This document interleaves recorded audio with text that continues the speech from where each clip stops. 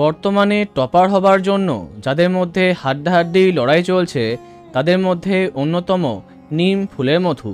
আর বর্তমানে একেবারে জমে উঠেছে এই ধারাবাহিকের গল্প।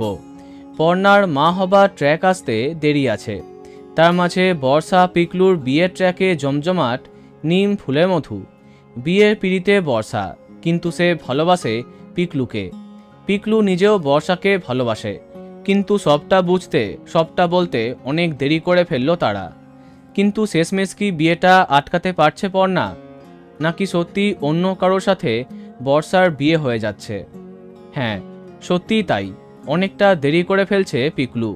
বিয়েটা হয়ে যাচ্ছে বর্ষার, এক হচ্ছে না পিকলু বর্ষা। এমনটা হবে কেউ ভাবেনি, তাই মন খারাপ সবার। কিন্তু সত্যি কি আর কখনো এক হবে না বর্ষা পিকলু? না, টেলিপাড়াতে শোনা যাচ্ছে বিয়ে হয়ে গেলেও শ্বশুরবাড়িতে ভালো থাকবে না বর্ষা, অনেক খারাপ হতে যাচ্ছে তার সঙ্গে। তাই বিয়ে হয়ে যাবার পরেও সেই সম্পর্ক থেকে সে বেরোতে চাইবে।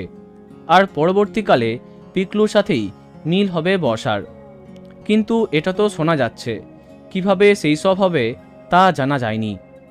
এদিকে বর্ষা পিকলুর মিল না হওয়াতে মন খারাপ অসংখ্য দর্শকের। বোঝাই যাচ্ছে আগামী দিনে নিম ফুলের মধুর গল্পে থাকছে ধামাকাদার চমক। তো বন্ধুরা, এখন তোমার কি মন্তব্য কমেন্টে জানাতে পারো। ভিডিওটি লাইক এবং শেয়ার করো। এই রকম আরও অনেক ভিডিও পেতে সাবস্ক্রাইব করো কারেন্ট বস। ধন্যবাদ।